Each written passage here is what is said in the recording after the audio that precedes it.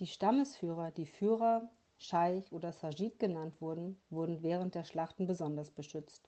Die Tötung eines Stammesführers wurde als eine große Katastrophe angesehen und führte zu endlosen Kriegen. Schon allein die Tötung eines einfachen Stammesmitglieds führte zu einer Blutfehde, wobei der betroffene Stamm der Gegenseite keine Ruhe gab und sich als befleckt betrachtete, bis der Täter ebenfalls getötet wurde.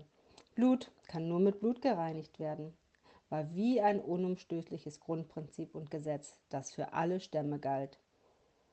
Blutfäden konnten jederzeit wegen Weideflächen, Wasserquellen, Viehherden oder aus anderen Gründen ausbrechen und manchmal über Jahre andauern.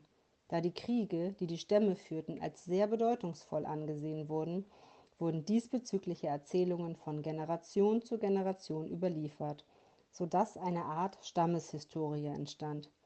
Jeder Stamm hatte für sich eine besondere Fahne, und es wurde Wert darauf gelegt, dass diese Fahne während eines Krieges von mutigen Kriegern getragen wurde und niemals zu Boden fiel.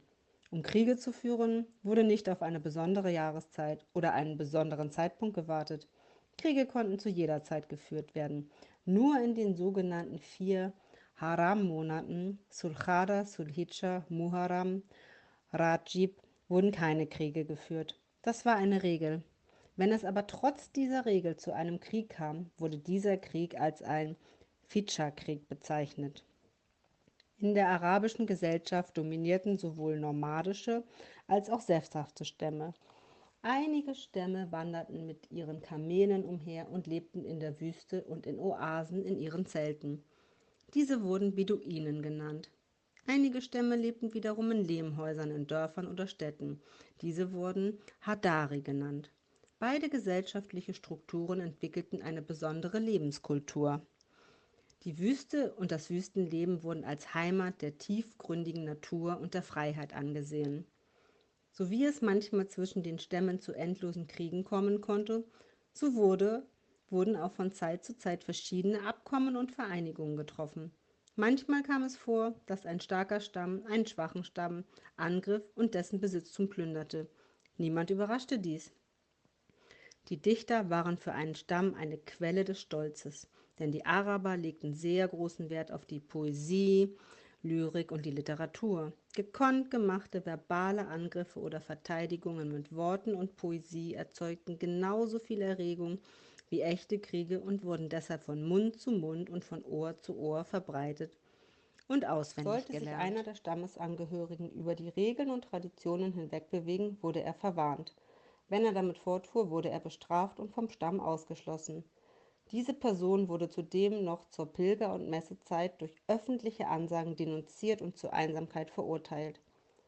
Zu der Zeit wurden Menschen in der arabischen Gesellschaft in Bezug auf ihre persönliche Freiheit in 3 Kategorien unterteilt: die Freien, die Malawi und die Sklaven.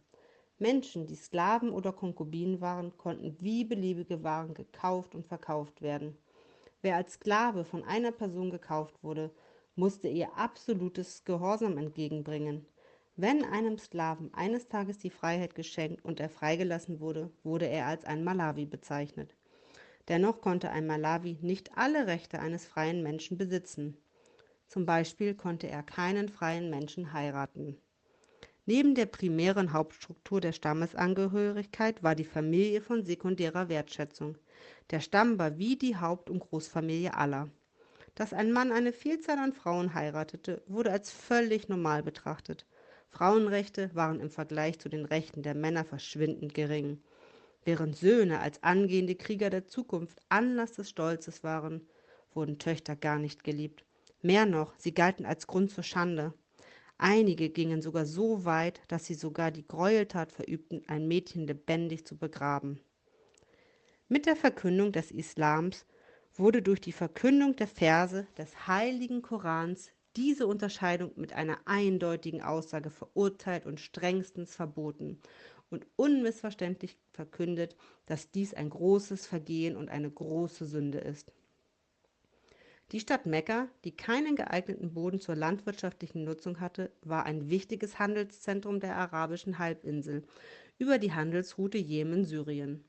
Große Handelsmessen, die grundsätzlich während der Pilgerzeit und in den Monaten, in denen Kriegsführung verboten war, veranstaltet wurden, verliefen wirtschaftlich und sozial sehr lebhaft.